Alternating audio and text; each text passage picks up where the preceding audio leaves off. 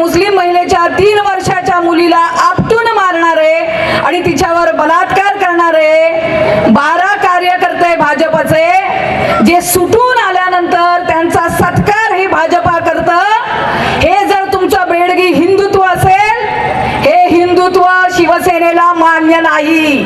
तर महाशयानं याच भारतातलं एक राज्य मणिपूर गेले 12 महिने ते जळताना आम्ही पाहतो आहोत. 15-15, 16-16 वर्षाच्या मुलींची लग्न धिंड काढून त्यांचे लचके तोडणारे भाजप शासित प्रदेशातले गुंडे आम्ही पाहिलेले आहेत.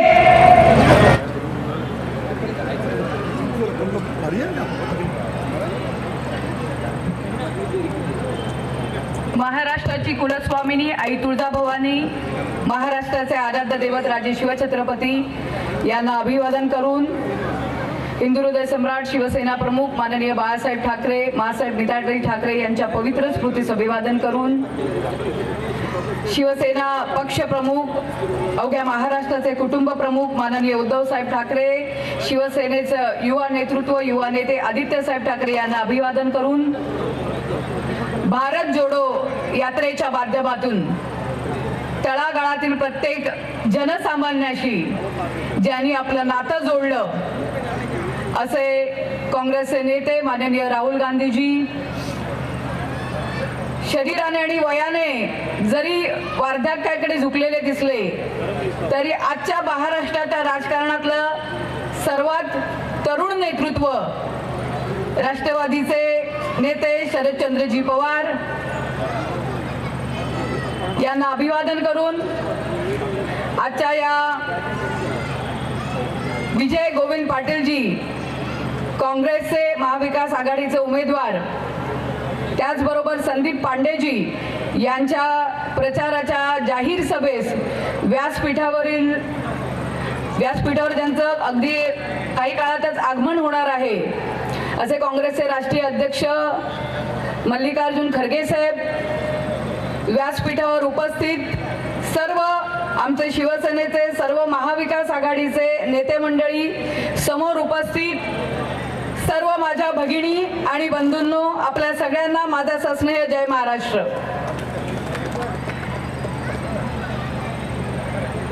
विजय साजरा करण्यासाठी आपण सगळे तयार राहा, ही ग्वाही या ठिकाणी आपल्यातला सळसळता उत्साह देत आहे. किंबहुना हेच वातावरण आज अखंड महाराष्ट्रभर आहे. महाविकास आघाडीने एकत्रित येऊन महाराष्ट्र पिंजून काढायचं काम आपल्या नेत्यांनी केलेलं आहे आणि 20 तारखेला मतांच्या रूपात त्याची कापणी करायचं, म्हणजे पेरणी झालेली आहे ती कापणी करायचं काम आपल्या सगळ्या कार्यकर्त्यांना करायचं आहे. कारण ही तशीच आहेत. सगळ्यात महत्त्वाचं बघायचं झालं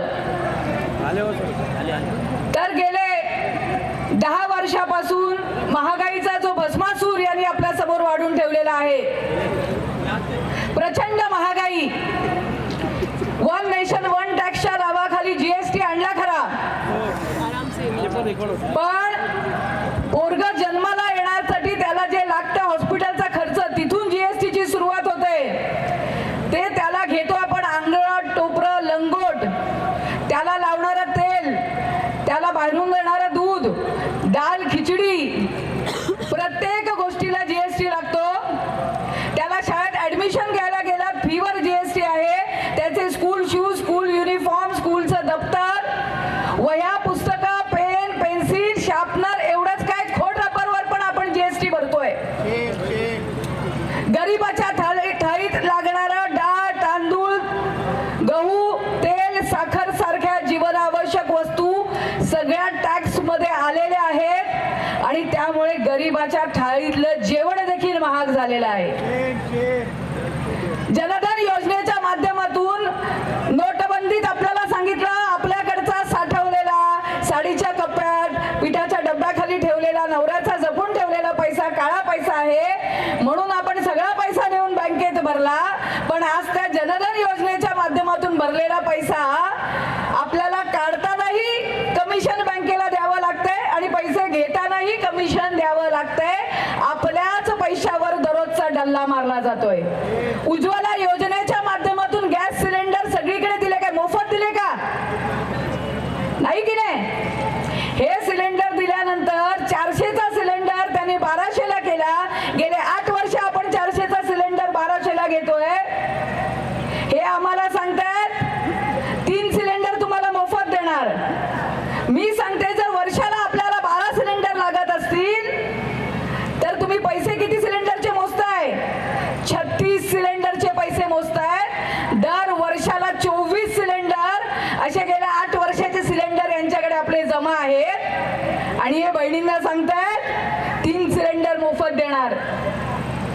15 लाखाचा गुळ तर एवढा मोठा कोपऱ्याला लागला की त्या कोपऱ्याला आपण पोहोचेपर्यंत 15 लाखाचे 1500 कधी झाले हे कळलंच नाही.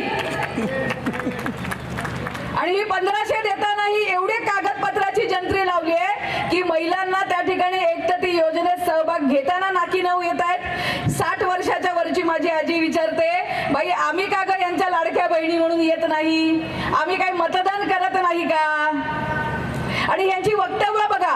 हे जेव्हा जेव्हा ज्या ज्या ठिकाणी व्यासपीठावर येतात हे काय विचारतात? काय मग बहिणीनो मिळाले का 1500 रुपये? यांना विचारलं पाहिजे गर्दीतून कुणीतरी आवाज करून, दादा हो हे 1500 रुपये काय तुम्ही गावची तुमची जमीन बंगला शेती प्रॉपर्ट्या विकून आम्हाला दिलेल्या आहेत का? देवेंद्र भुयार सारखे, राणा सारखे, धनंजय महाडिक सारखे यांचे आमदार सांगतात अगर या की इकडच्या महिला जर समोरच्यांच्या रॅलीत दिसल्या तर यांचे फोटो मला पाठवा, मग बघा आम्ही काय करतो ते. जर ह्या महिला समोरच्या रॅलीत दिसल्या तर यांच्या अकाउंटवर गेलेले पैसे आम्ही परत मागे वळते करून घेऊ. का रे बाबा तुझ्या घरचे पैसे दिलेस का आम्हाला? सांगता आलं पाहिजे हे 1500 रुपये आमचे आहेत. आमच्या टॅक्स मधला पैसा तुम्ही आम्हाला देता आणि वर तुमची दादागिरी आम्ही खपून घ्यायची? बहिणींना सांगता आलं पाहिजे. आम्हाला माहित आहे लोकसभेला लागली मतांची कडकी आणि म्हणून तुम्हाला आठवली बहीण लाडकी. तुम्हाला सांगता आलं पाहिजे महाराष्ट्रातल्या गद्दार आणि बिकाऊ भावाला 50 कोके आणि तुमची लाडकी बहीण फक्त 1500 मध्ये ओके. हा प्रश्न त्या ठिकाणी तुम्हाला विचारता आला पाहिजे. बरं गेल्या 4 महिन्यामध्ये 1500 रुपये त्यांनी तुम्हाला दिले, काय झालं? 16 रुपयाचा कांदा किती रुपये झाला? 100 120 रुपये किलो. लसूण किती रुपये झाली? 400 रुपये किलो. कडधान्य तेल डाळी सगळ्याचे भाव गगनाला भिडलेले आहेत. अरे काल परवाचा स्टॅम्प पेपर जो 100 रुपयाला येत होता तो आता कितीला झाला? 500 रुपयाला झाला. लक्षात घ्या यांच्याकडे खर्च करायला 7.5 लाख कोटीचा बोजा असताना महाराष्ट्राच्या तिजोरीवर चढवलेला आहे. पण यांना आर्थिक गणित माहित नाही. एका बाजूला उत्पन्न घटवलेलं आहे. तुम्ही विचारा उत्पन्न कसं घटवलं? Vedanta Foxconn, bulk drug park, medical device park, solar प्रकल्प, चिप प्रकल्प हे महत्वाचे उद्योग जे महाराष्ट्रामध्ये येत होते ते उचलून उचलून बाहेर गुजरातमध्ये आणि इतर राज्यामध्ये बाहेर पाठवले गेले. महाराष्ट्राचं खच्चीकरण केलं गेलं. वसईचं काय अख्ख्या महाराष्ट्राचं नाक असलेला मुंबईत असलेलं कपडा मार्केट, हिरा मार्केट, कॉटन कॉर्पोरेशन, एअर इंडियाचं ऑफिस, RBIचं ऑफिस, प्रमुख वित्तीय केंद्र, काल परवाची महानंदा डेअरी, एवढंच काय काल परवा होणाऱ्या वर्ल्ड कपच्या मॅचेस वानखेडे मधल्या आता कुठे होतात? गुजरात मध्ये. म्हणजे वेगवेगळ्या प्रकारे देशाची आर्थिक राजधानी असलेली आपल्या महाराष्ट्राचं नाक असलेल्या मुंबईचंही आर्थिक खच्चीकरण करण्याचं काम त्याने केलेलं आहे. आणि त्यामुळे महाराष्ट्राचे उत्पन्नाचे स्रोत हे कमी झालेले आहेत. आणि एका बाजूला काँग्रेसच्या काळात जेव्हा हे होत होतं तेव्हा हे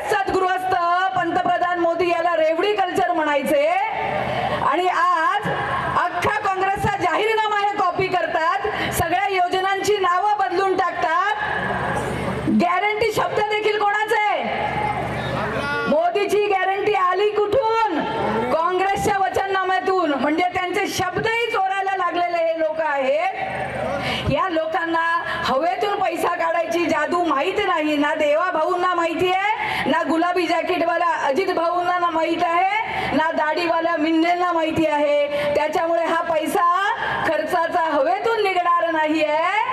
हा पैसा काढण्यासाठी परत ते जनतेच्या खिशात हात घालणार आहेत. तुमची महागाई वाढणार आहे, तुमचे टॅक्सेस वाढणार आहेत. त्यामुळे ह्या खिशात 1500 घातले की ह्या खिशातून 15,000 काढायची व्यवस्था यांनी केलेली आहे. माझ्या बहिणींनो, हे लबाडा घरचं जेवण आहे हे आपण समजलं पाहिजे. गेल्या 10-15 वर्षापूर्वी आम्हाला वाटायचं ड्रग्ज नुसतं चित्रपटात दिसतं, पण गेल्या 10 वर्षात ज्या पद्धतीने MD ड्रग्ज सारखा ड्रग्ज सुद्धा शाळेच्या जवळच्या पानपट्टीवर मिळते, 8वी 9वीतली ही आपली मुलं नशेबाजीकडे झुकलेली आहेत, याचं क्रेडिट ही आपण भ्रष्टाचारी जनता पक्षाला द्यायला पाहिजे. त्या ठिकाणी 70-72 सरकारी परीक्षा झाला, 60 परीक्षांचे पेपर फुटले. आमच्या मुलांनी अभ्यास करून करून त्यांचा कणा मोडला, पण आज सरकारी नोकऱ्यांमध्ये त्यांना स्थान नाही, कारण त्यांची वय एज बार झालेली आहेत. याचं क्रेडिट ही त्यांना आपण द्यायला पाहिजे. का अशा पद्धतीने होतंय? इथल्या कंपन्या बाहेर पळवायच्या, सरकारी नोकऱ्यांमध्ये मुलांना स्थान नाही. दुसऱ्या बाजूला शैक्षणिक धोरणाची चढ उतार, सगळ्या बाजूने बट्ट्या बोल, आणि ह्याच्यामध्ये काही व्यवस्था लावायची म्हणून निराश झालेली पिढी जेव्हा घरात सोफ्यावर बसते, तेव्हा पूर्वी कधीतरी पत्त्यांच्या गुत्त्यावर गेला, दारू प्यायला गेला तर कळायचं, बाजूचे पालक येऊन सांगायचे, बघा तुझा मुलगा तिथे दिसतोय जुगार खेळताना. आता बाहेर जायची गरज नाही, हातात काय दिलेलं आहे त्यांनी? मोबाईल, आणि मोबाईल मध्ये आहे जंगली रम्मी सारखे जुगार. घरात सोफ्यावर बसल्या बसल्या पोरग देशोधडीला लागतंय. अशा पद्धतीचं भविष्य भारताचं तयार करण्याचं पातक या भ्रष्टाचारी जनता पक्षावर आहे, या महायुतीवर आहे. महिला सुरक्षिततेचं काय बोलायचं? महिला सुरक्षिततेची प्रचंड बोंब. 3 आणि 4 वर्षाच्या बदलापूरच्या पोरींवर अत्याचार झाले, 12 तास लागले त्या मुलीची बाईची तक्रार घ्यायला की माझ्या मुलीवर अत्याचार झालेला आहे, तक्रार घ्या सांगत असताना पोलीस अधिकारी सांगत होते तक्रार घेऊ नका, का तर भाजपचे नेते अडकले जातील. आणि जेव्हा रस्त्यावर जनता उतरली तेव्हा ही तक्रार त्यांना घ्यावी लागली, आणि ही तक्रार घेतल्यानंतर अक्षय अपने मंगलसूत्र या फिर तो गिरवी रखे या फिर तो बेच के अपना घर चलाना पड़ रहा है, इसलिए इनके वाक्य इनके लिए ही सही है. और महत्वपूर्ण मैं मुद्दा बताना चाहूंगी, शिवसेनेच्या बाबतीत जे सांगतात की शिवसेना काँग्रेस बरोबर गेली म्हणजे शिवसेनेनं हिंदुत्व सोडलं, यांना आम्ही म्हणतो की बिल्किस बानो सारख्या गुजरातच्या दंग्यामध्ये एका मुस्लिम महिलेच्या 3 वर्षाच्या मुलीला आपटून मारणारे आणि तिच्यावर बलात्कार करणारे 12 कार्यकर्ते भाजपचे, जे सुटून आल्यानंतर त्यांचा सत्कार हे भाजपा करतं. हे जर तुमचं बेडगी हिंदुत्व असेल, हे हिंदुत्व शिवसेनेला मान्य नाही. हृदयात राम आणि हाताला काम देणारं आमचं हिंदुत्व आहे. हे आम्हाला सांगतात, आम्ही 370 हटवलं. आम्ही त्यांना विचारतो, 370 हटवल्यानंतर 1800 काश्मीरी पंडितांच्या हत्या काश्मीरमध्ये झाल्या, त्याची जबाबदारी कोणाची? काश्मीरी पंडितांची आजही घर वापसी झाली नाही, त्याची जबाबदारी तुम्ही घेणार आहात का? तुम्ही सांगताय काश्मीरमध्ये आम्ही 370 हटवलं म्हणून महाराष्ट्रात आम्हाला मतदान होईल, म्हणजे एका राज्यात तुम्ही काहीतरी केलं म्हणून तुम्हाला महाराष्ट्राची जनता मतदान करणार आहे असं तुम्हाला वाटत असेल तर महाशयानं, याच भारतातलं एक राज्य मणिपूर गेले 12 महिने ते जळताना आम्ही पाहतो आहोत. 15-15, 16-16 वर्षाच्या मुलींची लग्न धिंड काढून त्यांचे लचके तोडणारे भाजप शासित प्रदेशातले गुंडे आम्ही पाहिलेले आहेत. त्याच्यामुळे तुम्हाला मतदान आम्ही कोणत्याही परिस्थितीत करणार नाही, हे आपण लक्षात ठेवायचंय. आपण त्या ठिकाणी काय केलं?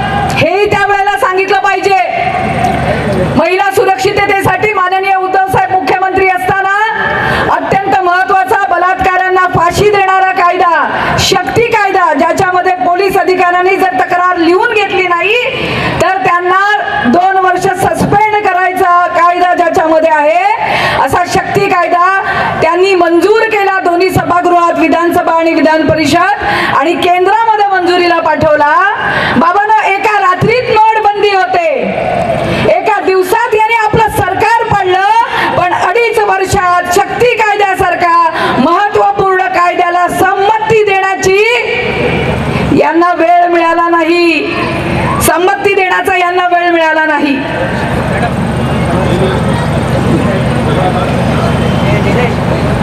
आणि अशा लोकांचा समाचार आपण घेतला पाहिजे. ते आम्हाला विचारतायत, तुम्ही 3,000 कसे देणार आहात, 3,000 का देणार आहात? आम्ही त्यांना सांगितलं 3,000 हा त्यांचा हक्क आहे महिलांचा. तुम्ही 1,500 का देताय हे पण सांगितलं आम्ही. पण 1,500 म्हणजे उंटाच्या तोंडात जिरं जिल्यासारखं आहे, फाटलेला त्यांच्या संसाराला नुसतं ठिगळ लावण्यासारखं आहे. आणि म्हणून आम्ही बोललो आम्ही त्यांना 3,000 देऊ, मात्र 3,000चे 3 लाख कसे करायची याचं उद्योग शिकवण्याची, उद्योजकतेचे गुणही आम्ही त्यांच्यामध्ये कसे येतील यासाठी प्रशिक्षण देखील आम्ही त्यांना देणार आहोत. आणि हो, भ्रष्टाचार उद्या कमी केला ना? कुठला भ्रष्टाचार?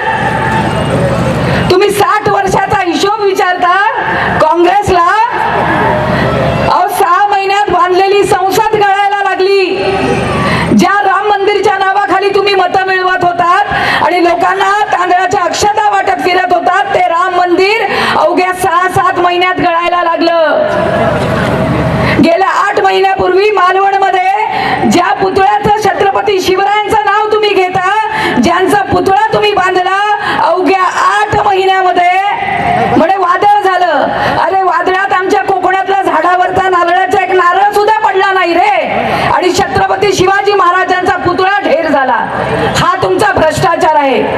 आणि या भ्रष्टाचाराने जे पैसे तुमच्या खिशात गेलेत ना, हे पैसे जेव्हा आम्ही उद्या आणू, आम्ही महाराष्ट्रात जेव्हा उद्योगधंदे आणू, त्यावेळेला खऱ्या अर्थाने माझ्या महिलांना 3,000 देता येतील, मुलांना 4,000चा स्टायपेंड देता येईल. त्याच वेळेला त्याला 40 लाखाचे पगार कसे मिळतील यासाठी उद्योगधंदे देखील उभे करता येईल. त्यांच्या ताटामधलं डाळ, तांदूळ, गहू, तेल, साखर सारख्या जीवनावश्यक वस्तूचे भाव शेतकऱ्यावर टाच न आणता त्या ठिकाणी नियंत्रित ठेवले जातील.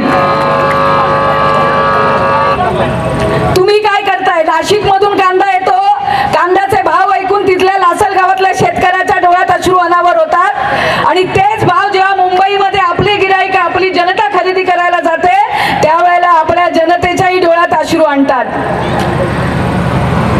आणि या इथल्या बहुजन बकास आघाडीबद्दल काय सांगायचं? 30 वर्ष म्हणजे एक ताप सत्ता तुम्ही त्यांच्याकडे दिलेली आहे. वसईच्या गावात इकडेही आज ही प्यायच्या पाण्याची वाणवा आहे, पण पावसाचं पाणी मात्र भरभरून लोकांच्या घरात भरतंय. घोडबंदरचा रस्त्याचा प्रश्न, ट्रॅफिकचा प्रश्न, आजही ठिगळ लावल्यासारखे रस्ते, हा प्रश्न निर्णयात निघत नाही. स्टेशनवरची ट्रॅफिक, जिथे 3-3 तास लोकांना रखडावं लागतं, कदाचित त्यामुळेच वसईच्या MIDC मधले सगळे उद्योगधंदे शिफ्ट व्हायला लागलेले आहेत. वसईचा विकास खुंटीत आहे. वसईची ओळख ज्या ऐतिहासिक वसईच्या किल्ल्याच्या नावाने होते, या किल्ल्याची डागडुजी करताय नुसती. इथे काही चांगलं करण्याचा विचार देखील आपल्या डोक्यात आला नाही. आज हरित वसईची ओळख देखील आपण पुसत आहात. आणि त्याच्यामुळे आता तुमचाही समाचार ही वसईकर जनता घेणार आहे. तुम्हाला कळलं पाहिजे, मी जर भाजपाच्या एवढ्या गुन्ह्यांचा पाडा वाचलेला आहे, भाजपाला सपोर्ट करणारा, भ्रष्ट जनता पार्टीला सपोर्ट करणारे सगळे भ्रष्ट नेते लोकसभेत त्यांच्या बरोबर होते. या बहुजन बकास आघाडीनेही त्यांना त्या ठिकाणी पाठिंबा दिला होता छुपा. या सगळ्यांचा समाचार तुम्हाला घ्यावा लागेल. आणि या महाराष्ट्राला पुन्हा विकसनशील, प्रगतिशील आपल्याला बनवायचं असेल तर महाविकास आघाडीला त्या ठिकाणी निवडून दिलं पाहिजे. विजय गोविंद पाटील यांच्यासारखे निष्ठावंत, यांच्यासारखा एक चांगला, कोणत्याही पद्धतीने लोकांचा कसं उपयोगी पडायचं हे काम करणारा, म्हणजे आपलं सुवी पॅलेसचं असलेलं हॉटेल देखील त्यांनी कोविड सेंटर म्हणून उपलब्ध करून दिलेलं, असे हे नेते, संदीप पांडेजींसारखं नेतृत्व, यांना त्या ठिकाणी आपण संधी दिली पाहिजे. येणाऱ्या 20 तारखेला हाताच्या पंजावर त्या ठिकाणी मतदान करून महाराष्ट्राचे हात आपण बळकट केले पाहिजेत. यासाठी तयारीत राहा. आई भवानी, आई जगदंबा आपल्या सगळ्यांना यश देवो एवढं सांगते. आपली सगळ्यांची रजा घेते. जय हिंद, जय महाराष्ट्र. हमारे चैनल सैफ न्यूज़ लाइव पर अपने व्यापार और सेवा से संबंधित विज्ञापन प्रसारण हेतु दिए गए मोबाइल नंबर पर संपर्क करें.